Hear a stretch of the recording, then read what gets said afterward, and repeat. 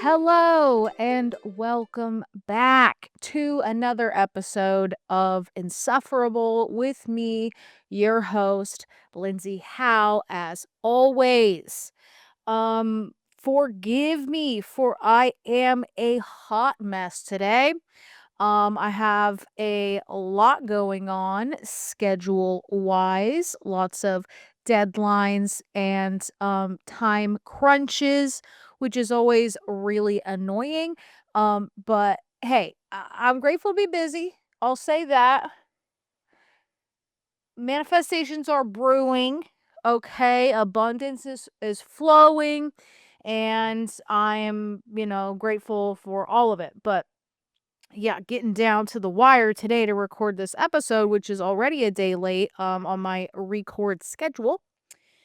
Is a little bit tragic, but what are you going to do?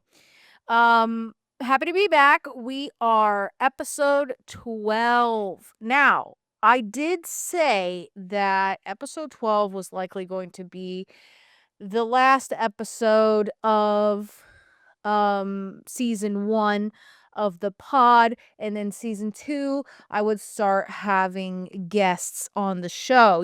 Season 2 starts, with the guests. But here's the thing. While I do want to do that, we do not currently have the funding to do that. I got to get another microphone, I have to get another camera angle, the logistics of it all. I don't want to bring a half-ass production, so I am still trying to figure out the logistics of it all. So now that it's episode 12, episode 13 technically should be with a guest.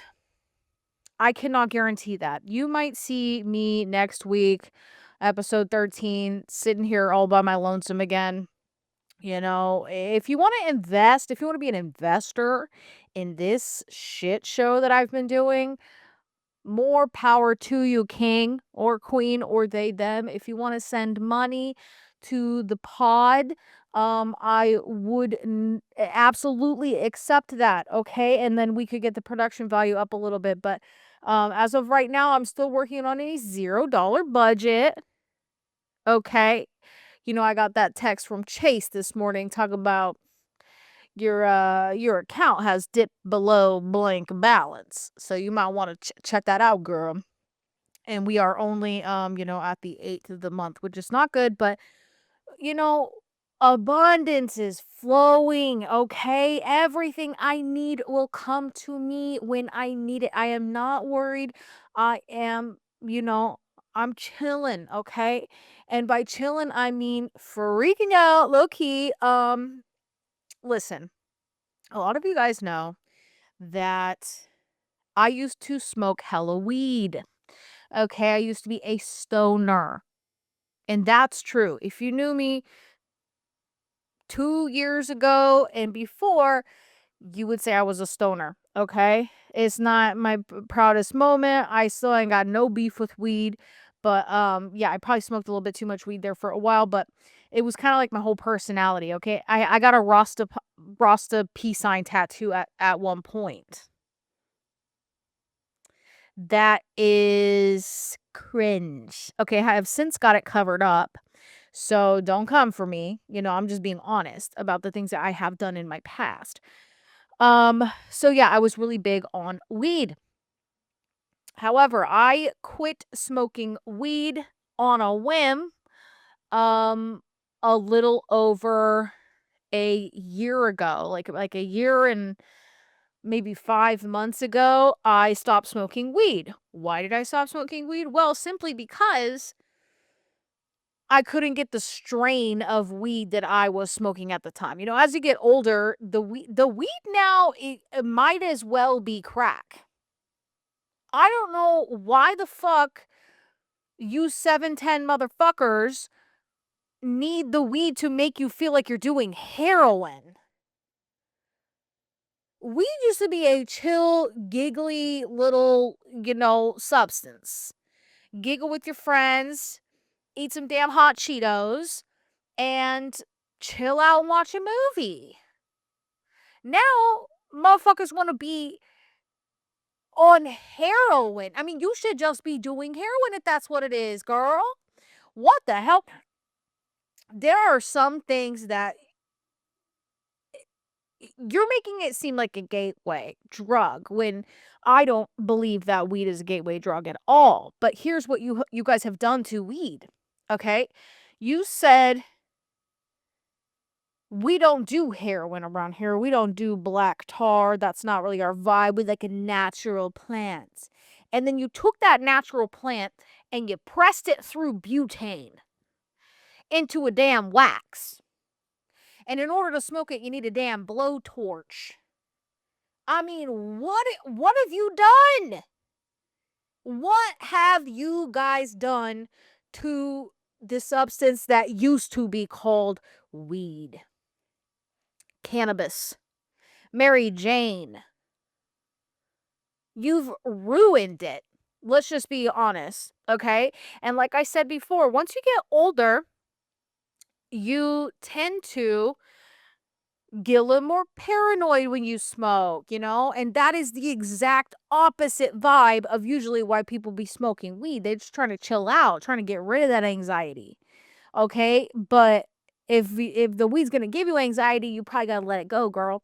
So I was smoking this, what I like to call dad weed. Very low THC, you know, literally just taking the edge off, you know? Good old 2004 shake, if you will. They stopped selling it at my local shop. Okay? Then my local shop closed down. Okay? Do I need weed so bad where I'm going to travel far and wide to get it? No. And by far and wide, I mean a couple blocks additional from my regular shop that was over there.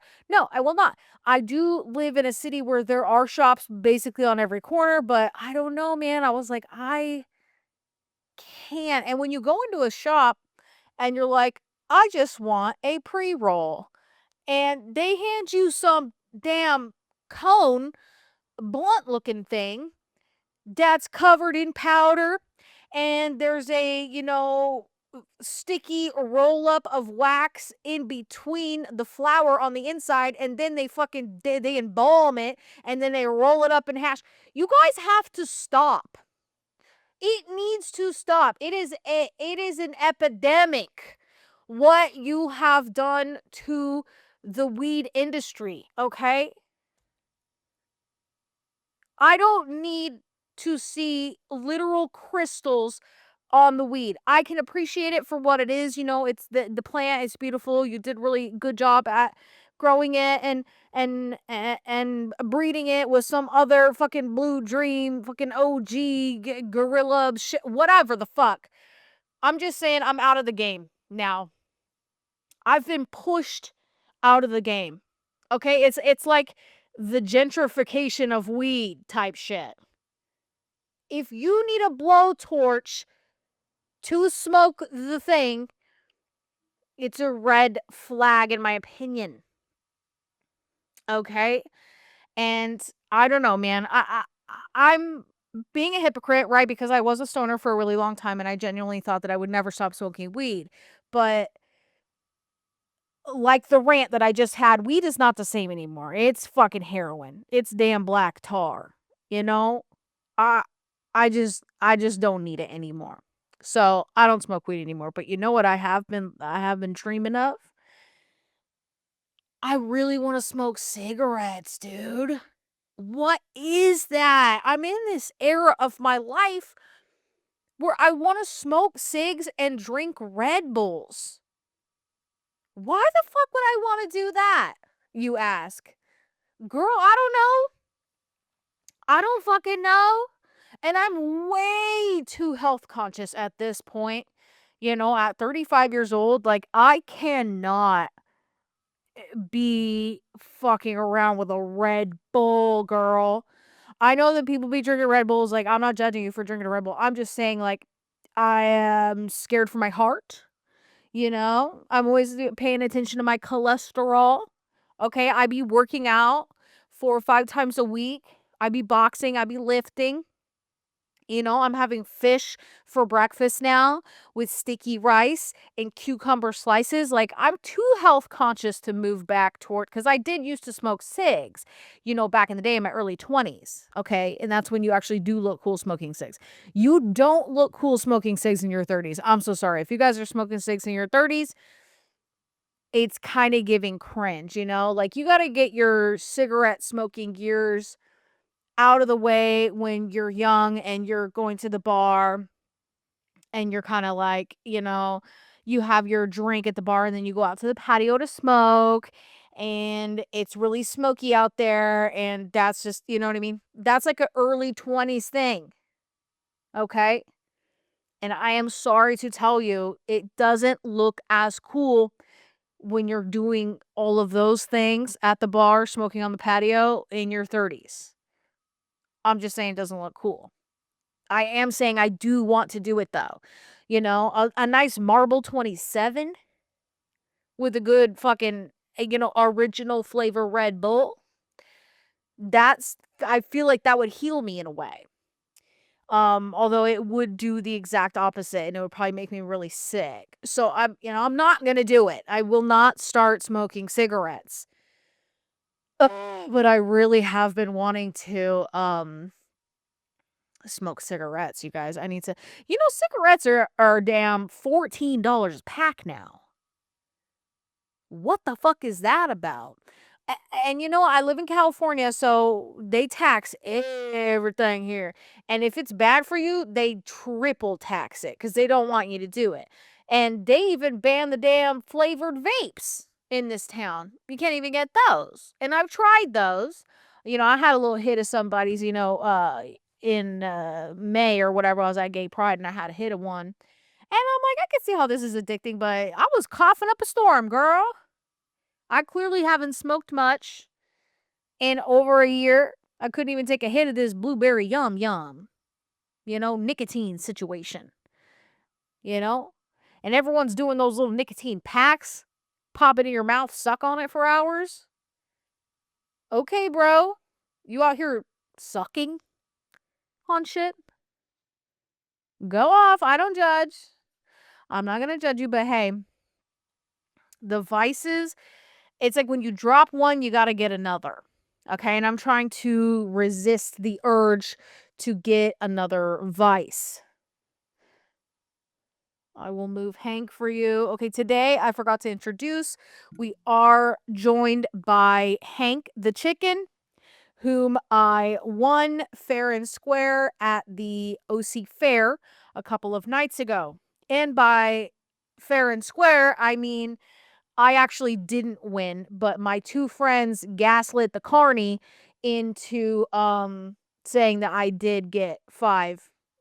You had to throw these things at these balloons and pop the balloons, right? So you get 6 balls and you have to pop at least 5 balloons, okay? Me not being an athlete, I only popped 4. But the carny wasn't even paying attention, girl. She couldn't give a less of a fuck. So in my head, I was like, "Oh, I don't think I got 5." I can't even remember, but I was like, "Was that 5?" And my friends were like, "Yeah, that was 5. That was 5." And like, "Oh, girl, you what?" We were like already celebrating so hardcore that the carny was like, "You can fucking have it. Here you go." And I picked this fucking chicken up, and I named him Hank, and I gave him to Frank because I am not a collector. Okay, I don't like stuffed animals and shit. That's why I didn't want to play any games at the fair. But the girls were like, maybe Frank wants a damn stuffed animal. Why don't you get one for your dog? And I said, okay, you know what? Hold on. My mindset has shifted. I do want to play a game and I do want to win for my son. And I did. And he's also joining us here on his spot on the couch in which I sit here for the pod. And, you know, I can't help it if he joins me because this is his spot over here on the couch. I have a eyelash in my eye. Girl, it's a hot mess today. It is a hot, hot mess today. Tell me Hank doesn't have the cutest damn face you ever seen, though. Look at this guy. Frankie, do you love Hank? You love him, huh? Okay, I love you too, but you have to lay down because Mama's working, okay? We're working. Yeah. Yeah, this is our job. And it doesn't pay well. Anyway, Hank and Frank, you guys can hang out right here together. And that's that. Speaking of carnies, is that an offensive term? Is that a slur? Because if it is, please do not cancel me for that. I did not know. Maybe I should look it up. I wonder if Google knows. Carny's just a job. If you guys make the term carny,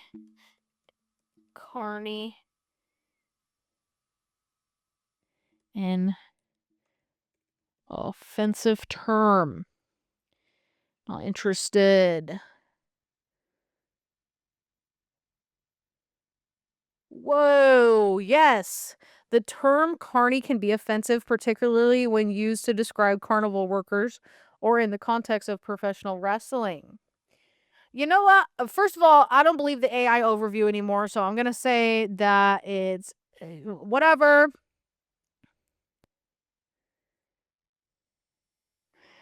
The term can perpetuate negative stereotypes about carnival workers, associating them with dishonesty and trickery.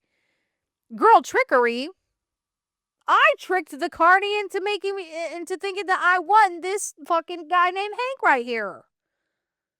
I was doing the trickery in that situation. I'm gonna say it's not an offensive term. It doesn't like it's just a job. You're a carnival worker. And hey, what? You know what? I worked at a carnival once. I was in one of them staffing jobs where I worked a carnival for In and Out's Christmas party. In and Out the burger spot. They threw a big old carnival for their employees. It was actually lit and they had llamas there. And there really wasn't a lot to do. They thought they were going to be understaffed, but really they were overstaffed, and they put me in a picture booth to man that situation. And then they said, "Oh, you actually like we're going to move you somewhere else." And then they had nowhere to move me. And they were like, "Go ahead and just like find something to do." Giant carnival. I'm fucking getting in 30,000 steps walking around to each station asking people if they need help. Like the staff. I'm like, "You guys need help making hot cocos? You guys need help fucking powdering the fucking beignets?" It was France themed. It was Christmas in Paris themed. I had to wear a beret, girl. And I still got that beret too. It was pretty cute.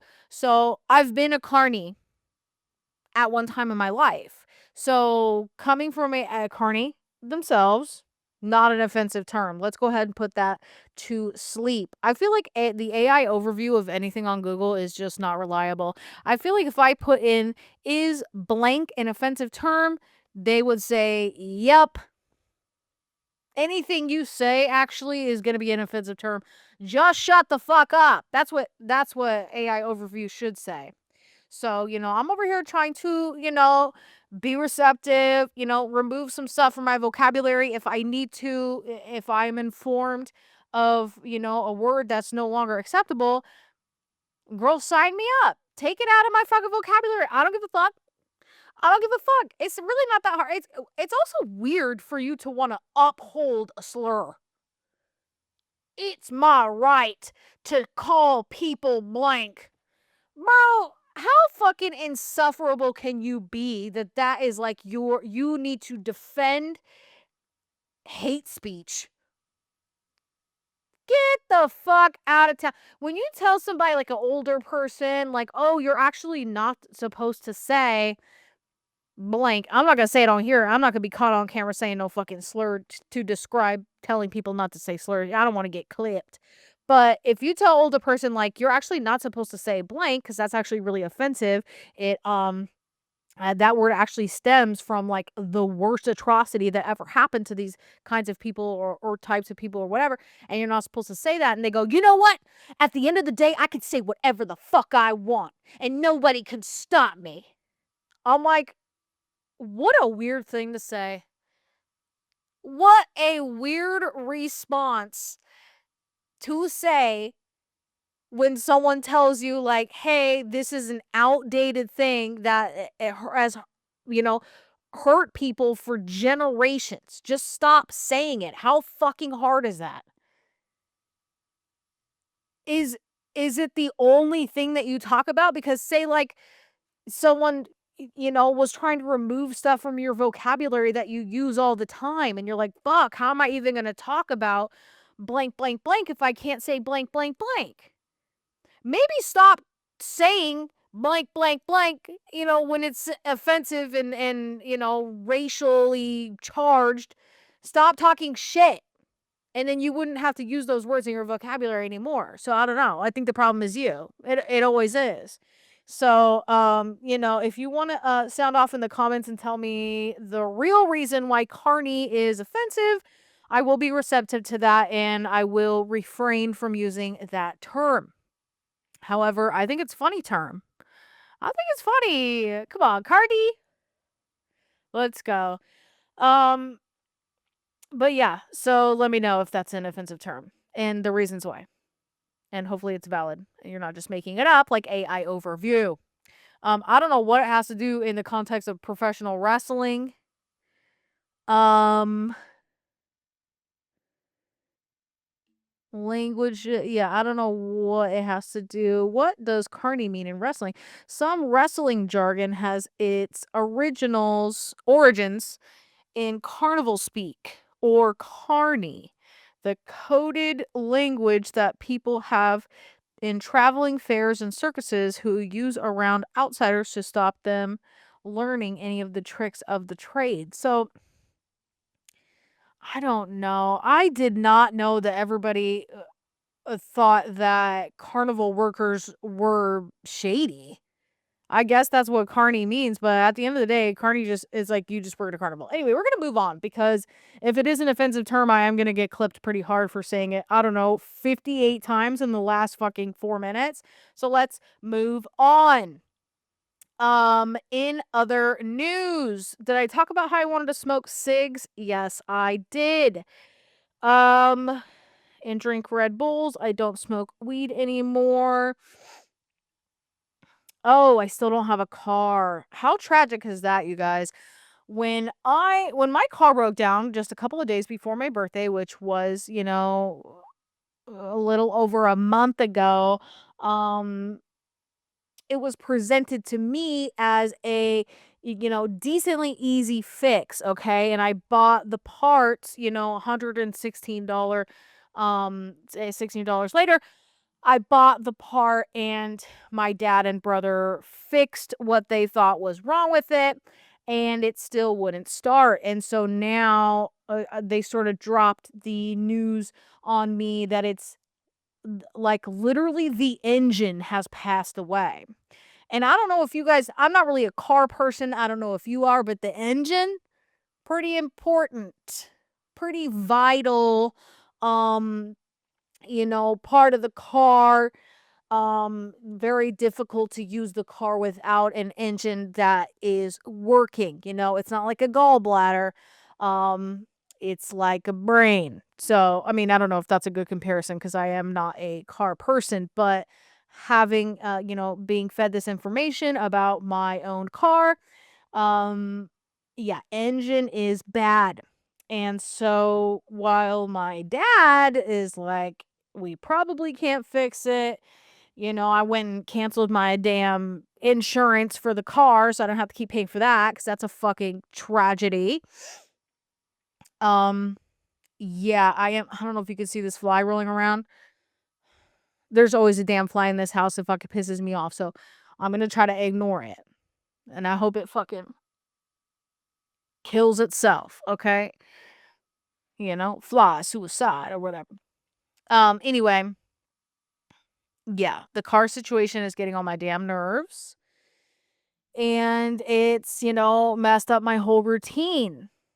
I can't really drive to the gym or get my groceries. And, when you're going through a mental health crisis at any point of your life, um, as a woman, I'm speaking from a woman's perspective right now, you need you need the ability to just go to TJ Maxx whenever you want to on a random Wednesday afternoon. You take yourself, your soul, and your body alike, and you go to TJ Maxx and you spend an hour there, whether you buy something or you don't, which usually I don't, right? Because we all know by now that I am truly, um, I don't be spending money.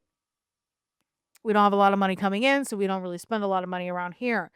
But I need to go to TJ Maxx alone. Okay? It's like missing my therapy appointment. I just need to go there and see what they have. And I haven't been there in like 2 months. And the thought of that pisses me off because that means that there is definitely new shit there that I haven't been able to see yet. Okay? And that's painful for me. As a woman, we like to go. I think, and not to get real serious and political right now, but I am pretty sure women are single-handedly holding up the American economy by shopping at TJ Maxx and Marshalls and Ross and Home Goods. If we don't have access to those stores to go to them when we want, buy something or not, the economy is going to collapse. Okay?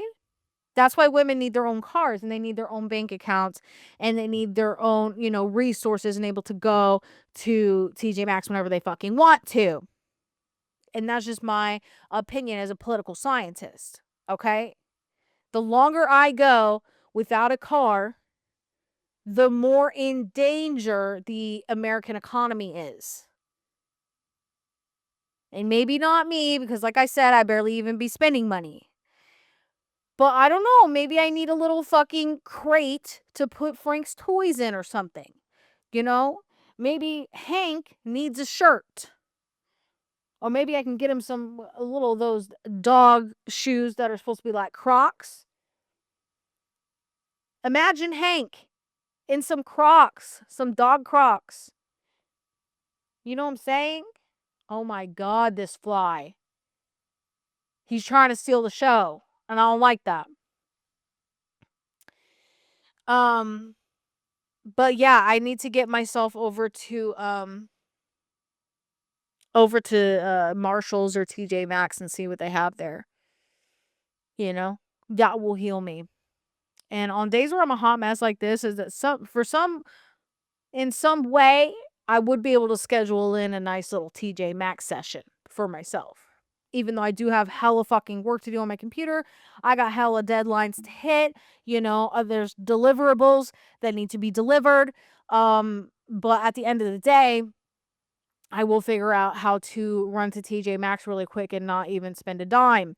So anyway, the American economy is depending on me for that. And for that reason, I am going to need funds to go ahead and buy an engine or buy a new car in general. I'm a Toyota truck girl now, and I really want a cute little Toyota pickup truck from the 80s or 90s. It's crazy when you like something that's old and vintage or whatever, and it turns out that every fucking other person likes it, and it makes it like, impossible to get. You look at a fucking Toyota truck, okay, 1984, Toyota pickup, okay, original wheels, original tires, okay, 230,000 miles on that thing, and they're talking about $14,000 for this. Girl, what? It's 1984. There's 230,000 miles on it. The tires are bald. Why the fuck would I want to pay $14,000 for that? Give me that for $4,000. How about that? But these motherfuckers like, I know what I got. I know what you got too. And I really do want this niche ass truck. But why is it $14,000, girl? Absolutely not. But I am dying to get one. Quite literally, I'm bursting at the seams to get me a Toyota truck. So, if you got one of those or you got a Toyota guy, my friend was saying that I am very, very well connected. And every time she mentions something that she needs, I'm like, I got a guy for that. I got a guy. I don't have a Toyota guy. Well, I kind of have a Toyota guy. One of my friends' dads is kind of a Toyota guy, but I've never even really met him, so I can't really call him my guy. But I need a Toyota guy, and I need a guy who could give me a Toyota truck for not $14,000, girl. And I'm not looking for a 2022 Tundra.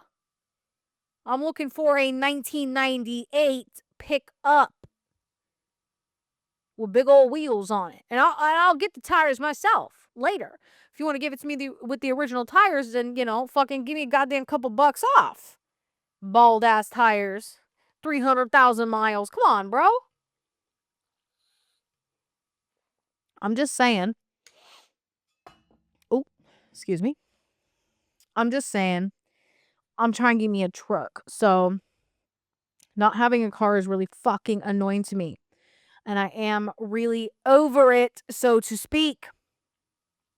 Anyway, in other news, yesterday I saw Weapons, which is a new Zach Kreger film. Let me pull up the Weapons film. Oh wait. Overview.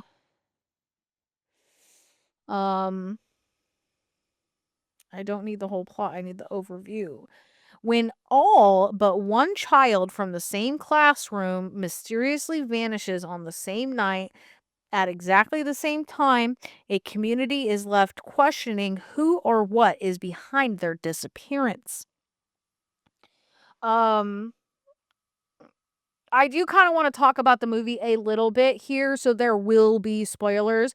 If you want to see the movie and you haven't seen it yet, I will go ahead and just skip.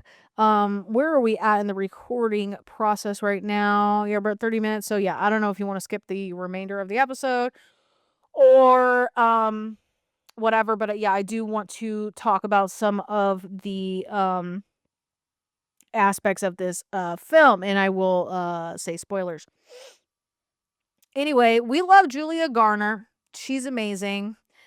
She technically plays the lead, but she's actually not in it as much as I want her to be in it. But she's really cool.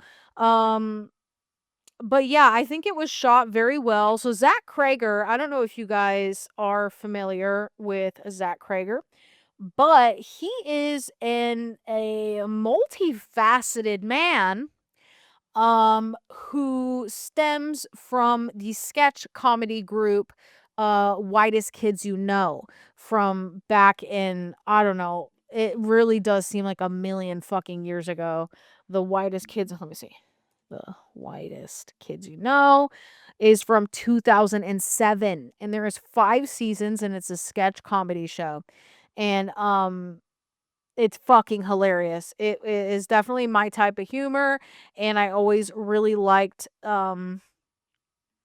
Whitest Kids You Know, and all of there's 5 guys in it. 1, 2, 3, 4, 5. Yeah, 5 guys sketch comedy show. So Zach Kreger sort of broke out directing horror movies. I think it was oh god. Sorry, I be sniffing. I'm so sorry to tell you, but I be sniffing. I don't know what it is. I just am like a sniffy person, and I do apologize every time I sniff because it is a little bit rude to sniff inside, um, you know, a microphone. But sometimes I got to do it. I'm talking. My fluids are loosening up in my head, in my face. So give me a fucking break, okay? I be sniffing. There we go. So I think his breakout movie, um, director-wise was Barbarian. I don't know if you guys remember that movie from 2022. It was, a girl, she goes to an Airbnb, in this terrible neighborhood, and she gets there, it's, like, raining, it's late, she goes to check in, there's already a man inside there. Basically, whoever owns this Airbnb double booked these 2, okay? Also, spoilers on Barbarian right now, I'm about to go off on that movie too.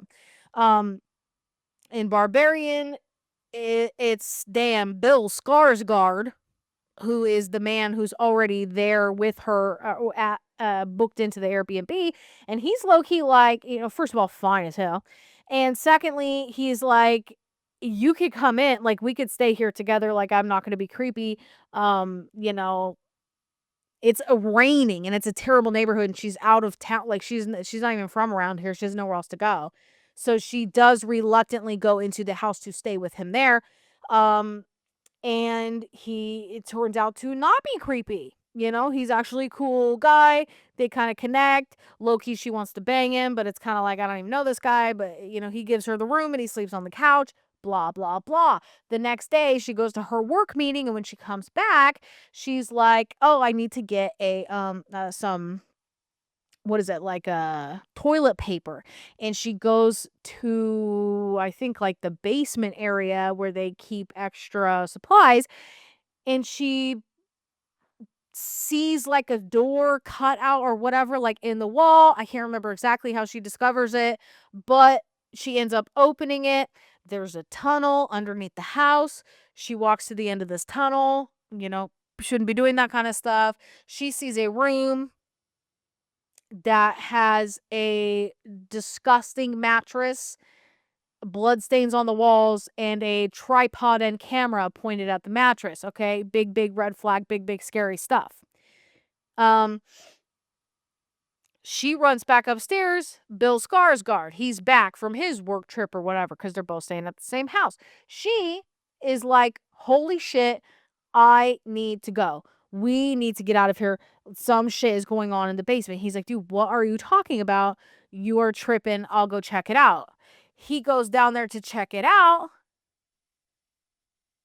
And I think we don't see him again after that. He kind of disappears after that. But the thing about this movie, Barbarian, is there's so many huge red flags that only this woman is recognizing. All of the men in the film do not find it to be fucking fly. Do not find these to be red flags. Okay, so this bitch literally fucking finds a room in a tunnel under the house, bloodstained walls, nasty fucking mattress, and a camera on a tripod pointing at the mattress. This is obviously a red flag, but Bill Skarsgård character is telling her that's not even that weird. What are you fucking tripping about? And she's like, what do you mean? What am I tripping about? Like something is going down here in this fucking basement and under this house. And he's like, you're fucking tripping. What, girl? It's not that big of a deal. He's so unfazed by it. And at this point in the movie, we're sort of made to, we're supposed to be made to believe. They're leading us to believe that Bill Skarsgård is the sketchy person in the scenario, and she starts to not trust him. Okay, they only spent one night together or whatever. She's like, oh, fuck, like, you don't think this is a big deal? Like, that's kind of fucked up. And then he goes down there to see it. He disappears down there. I can't really remember, exactly how that happens. I'm like, spoilers, but I don't even remember what happens in the movie. So yeah, and then later it goes into like a different I don't know, time frame, like maybe like a week later or something. Both Bill Skarsgård and this girl's character are, lost in the underworld of this fucking house. And the owner of the house, who is Justin Long, he has to sell the property because he's going through some rape allegations or whatever he's going through. His character is a fucking creep, and he's like gonna have to get a lawyer and spend a lot of money on doing that. And so he's like, I need to sell this property in this fucking horrible neighborhood that I Airbnb. So he gets there, he finds all of like Bill Skarsgård's shit everywhere and the girl's shit everywhere, and he's like, who the fuck stayed here? Like, whatever. And so he's trying to assess the property and get like as much square footage as he possibly can to be able to bump the square footage on the listing for the house, right? So he goes downstairs and he's like, measuring out the basement, the square feet of the basement, and then he sees the door opening as well, and he's like, "Oh my god, let me open this." And he goes and sees the room with the mattress and the camera. And he's not phased. In fact, he's stoked, and the only thing that he thinks of when he sees this extra room in the house is, I'm going to make this listing a 4-bedroom instead of a 3-bedroom. And he starts measuring the fucking room. Bro, get the fuck out of here with your fly ass. Seriously. Pissing me off. So anyway, it is very, very indicative of women just, first of all, being smarter than men, and men are like not scared, like they just don't have any fear because nothing bad ever happens to them. It seems, I know bad stuff happens to men, but um I don't know, they're not fucking worried about being filmed on a nasty mattress for whatever they're filming over there. They're not worried about that. That's something that would happen to a lady, but not a man. So I really like, I mean, I didn't like that part of it, but it was actually, good. Wait, hold on, does Zach Krager, no, he didn't. He, I don't know, had something to do with Companion. What did he do in Companion? I don't know. Anyway, maybe he was a producer or something, I don't know. So, anyway, Barbarian was a really fucking good movie, and, I won't fully spoil, like, what it ends up being, down in this basement and this whatever, you know what I mean? You can find that out by watching the movie. But Weapons is Zach Krager's second big movie that he's a big director now. And so yeah, Weapons is what I saw yesterday, and I have a couple of questions. Like I need to watch some interviews with him or something, because some of the imagery didn't make a lot of sense. And um my friend Gavin, who I went to see the movie with, he is notorious for spoiling uh, you know every movie before he goes to see it. He's like got this compulsion to read the whole fucking script before he even goes in.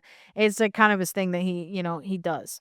And so I had to tell him, don't fucking spoil this for me. Like, we're gonna go see it, opening day, which was cool, which I wasn't planning on doing, but yeah. So we went yesterday, was opening day, and um, yeah, the script was actually much different. The leaked script that he was able to read was actually, there were a lot of differences in how the film actually turned out from like what he read in the script or whatever, but there is this fucking scene where Julia Garner's character, she's like an alcoholic or whatever. The whole town's mad at her because her classroom is the one who, like, everybody disappeared and they think she did something. So the whole movie, we're trying to figure out like what happened to these kids, like why did they, walk out in the middle of the night or whatever, and nobody knows where they're at, blah blah blah. And Julia Garner's character is in her car drinking hella fucking vodka, right? Red flag. But she gets so drunk in her car, and she's parked outside of this kid's house, and she wants to talk to this kid because he's the only kid in the class that didn't disappear, and she wants to talk to him. And so she's parked out in front of his house, and she's kind of waiting for him to come out or something. I don't know. She ends up, drinking a shit ton in her car, and she ends up falling asleep. Okay, she's asleep in her car.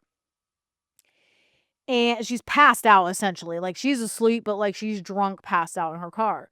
And she's sleeping in her car, and then the mom of one of the kid who she's waiting for him to come out, and these are like in like third graders or some shit. They're like young kids. Maybe they're fourth. I don't know. The mom, who's under this possession that the kids were, like, a couple other people in the town have come under this possession situation, which we're trying to figure out the whole movie. And she comes out of the house with fucking scissors in her hand, and she's walking all crazy, like Garner because she's like possessed. And Julia Garner's fucking sleeping in her car. And the way they shot it is so fucking eerie. Like the way she comes out of the door frame, like in the, cause it's nighttime and you can't really see her. And it's, oh my God, it's so fucking scary. And then, she goes up to the car and kind of like looks at Julia Garner and she's like asleep. And then kind of, we're in the passenger seat, right? That's where the angle is from. And, we see Julia Garner, she's sleeping, and the mom walks to the driver's side window and then walks back. Okay. Full one shot. We're still in the passenger seat looking at the driver's seat where Julia Garner is sleeping. All one shot. It never cuts. Okay. We hear the footsteps of the crazy possessed mom walking, back behind the car. And as an audience member, you're like, oh my God, oh my God, oh my God, oh my God. Like, is the back door unlocked? Like, we don't fucking know. We hear the back door open. It was unlocked. And this bitch is still fucking passed out because she's hammered. And she fucking gets into the back. And we still don't cut. It's still on Julia Garner sleeping. And then the fucking chick comes, the mom takes her fucking giant scissors and she cuts a piece of hair off of sleeping Julia Garner and takes it and fucking, that's the end of the scene. But I'm telling you, this is the worst fucking scene I've ever seen in the best way possible. Like, it's so fucking intense and it's so fucked up. And low-key, I wish I didn't tell you about it because it's seeing it for the first time. Oh my fucking God.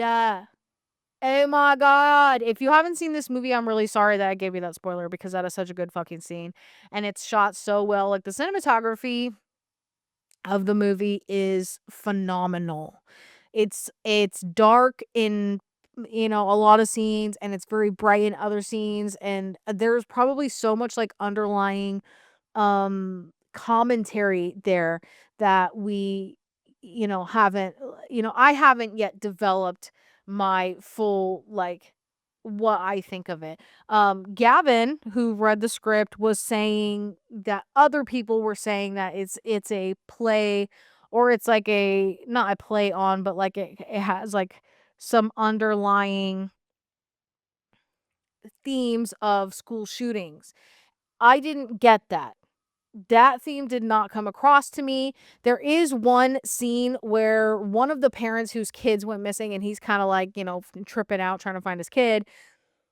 He has a dream, like this, visceral dream, and he's looking for his kid. And then above the house in the sky is like this giant AR-15 floating in the sky. At first, I thought it was like a UFO. Like, when we were watching the movie, I'm like, what the fuck is that? But then it kind of becomes clearer and it's a giant fucking AR-15 gun. Huge, like the size of the house, and it's floating in the sky right above the house. And I'm like, okay, what the fuck? And this is like, I don't know, mid beginning of the movie. But they never bring back the imagery of the AR-15 gun at any other point in the movie. I was actually thinking that, when is this AR-15 going to come back up, in the storyline, in the imagery, in the, what the fuck did that gun mean? You know? Because at the end, spoiler alert, we find out that it is like a witch situation. It is a possession. There is a crazy witch who gets all those kids from the class to, so she could siphon off their life or whatever, because she's getting real old and sick and she needs to like siphon other people's energy and their bodies or whatever in order to stay young and alive, or because that's kind of like the premise of like the whole thing is this witch needs life. And so she gets the non-missing kid, she gets him to go to the school and get a belonging from everyone in the class, because she needs your personal belonging in order to control you with her magical spirit fucking witch vibes or whatever. So that's the spoiler of the century. That is exactly what the movie is about. So if you haven't seen it, I am sorry. I did tell you to turn this off. So hopefully you have seen it, and we could talk about it in the comments. But um Yeah, weapons. Okay, the name weapons of the movie, I understand now. It had nothing to do with the fucking AR-15, by the way. Um, but weapons is she's using the bodies of, that kid's parents. When she went and snipped off that one girl's hair, for Julia Garner's hair, she's using them as weapons. She gets your hair or your wallet or whatever she needs of you. She's got this fucking little bonsai tree, and she puts her blood on it and she puts your belongings on it, and now she can control you, basically. So she's using these people as weapons. She uses the kids as weapons. And she's got them all in a damn basement at the house, and nobody can find them. It's been like a month, I think, that these kids have been missing and nobody can find them. But turns out they was in the basement of this house, and this witch was siphoning off all their life force or whatever. So that's where the name weapons kind of comes from. And, I think, in my opinion, I think that the story is like an ode to kids having traumatizing shit happen to them in their family homes, and not being able to communicate that to, outside people who could help them out of that situation. In the movie, the witch, who's supposed to be this kid's aunt, she immediately puts the mom and the dad, under this trance where she is just going to, get them to do whatever she wants them to do. I mean, they are literally sitting at this fucking dining room table for like fucking 8 days straight, just like sitting there. And so she shows the kid that she can make them hurt themselves, and she makes them both take a fork and stab themselves in the face, like, a bunch of times. They're stabbing themselves, stabbing. They're stabbing themselves in the face with a fork, and she's making the kid watch this. It's so fucked up. And so she tells the kid, I can make them hurt themselves. So what you need to do is you should never, ever tell anybody that I am here at this house, that I am in town. You don't know me. You never tell anybody I'm here. And he's like, he loves his parents. They have like a great relationship. And so he is fucking terrified. And so he's like, I'm definitely going to shut my fucking mouth. I will not be telling anybody that you're here. No way. Meanwhile, this kid's in the 4th grade. This poor fucking kid. And then he goes to school and gets her all those fucking, all the kids' belongings or whatever. And then the whole fucking class disappears except for him.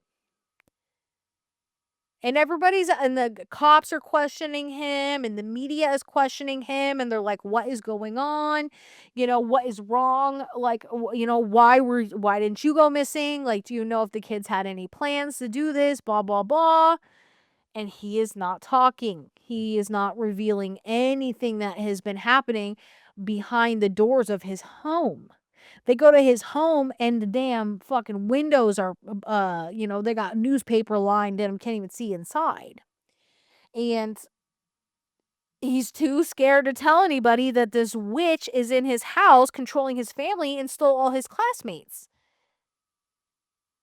And I feel like there's an underlying theme there of young kids experiencing crazy traumas at home and are too scared to tell people. Okay, hold on. Hold please, hold please. Okay, I do apologize. My phone did run out of storage, and so of course the video just stopped recording. It wouldn't really be an insufferable episode of something like that didn't happen, but here we are. So, I don't know, let me check the time. We might need to wrap it up anyway. Okay, 55 minutes. That is good. Um So yeah, I don't know. I think there's a very major theme about kids being scared to communicate shit that's going on with them at their homes, and these young kids experiencing these traumas. And then, spoiler alert, at the end, um, the kids are able to be saved. They actually kill the witch. All these kids rip her to shreds. Quite literally, they rip her entire body apart. Um, and after that, they are, sort of relieved of the hold that they were under, this spell that the witch did on them.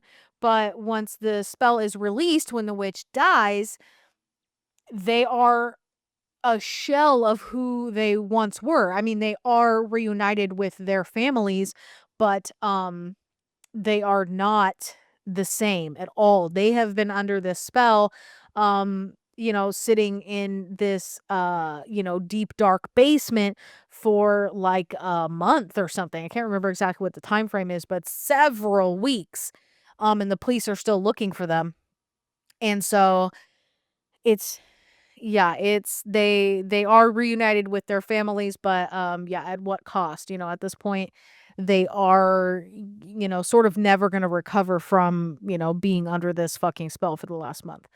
So that is kind of sad, It is sad where it's like, damn, I mean they saved the kids, but they're not even the kids anymore. You know what I mean? They're kind of fucked up now, so um yeah, one of those, I don't know. That was the major theme for me, I think. Who knows exactly what Zach Kreger was, doing with this. I'm pretty sure he wrote and directed this movie, so he does have all the insight that I'm looking for, and I would really imagine me having him on the pod. Oh my god. Imagine having Zach Kreger on the pod, dude. That would be crazy. I would be talking way more about Whitest Kids You Know than, Weapons and Barbarian, but, it would be really nice to talk to him about that stuff. Um, but yeah, Zach Kreger is one of those, comedians turned horror movie director, just like Jordan Peele, who also makes amazing horror movies, and writes and directs. And he's also so good at cinematography, and I just really appreciate his filmmaking. Jordan Peele, fucking, he got me real hooked. I just think he does a really good job at making films, and he's also had sort of the same trajectory. He's in a sketch comedy and turned horror movie director. So we love that character arc for you know, I love that. I really do love that. Sort of like my forte. Um so yeah, Weapons was really good. If you have seen it, chat it up in the damn comments. I want to know what you thought. Do you really think it had a play on school shooting? Because I fucking don't. I do not think I didn't get that. That didn't come through for me. I'll just say that. But I'm sure, yeah, like I said, I'm sure there are other things that he was trying to portray. I just want to know what that fucking gun was about. Why the AR-15 imagery in the sky? That kind of pissed me off, to be honest, because they never brought it up again in the film. So anyway, I'm gonna wrap it up there, you guys. If you're watching on YouTube, you are watching a blank screen right now because, of course, my phone has ran out of storage. Because, of course, it has. Because of course it has. Nothing is ever easy in this life, and things that are easy, or if it's easy it's not worth it, or I don't know what they fucking say to cope with the fact that you're always running out of storage in your fucking phone.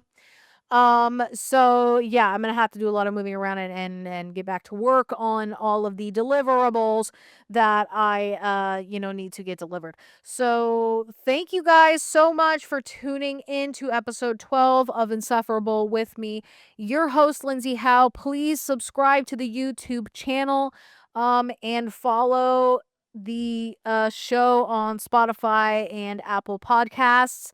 Leave a comment if you feel so inclined to do so. That would help me greatly. And maybe next week we'll have a guest, maybe we won't. There's no guarantees because we do not have a budget. And if you want to invest in the show, please, my DMs are open.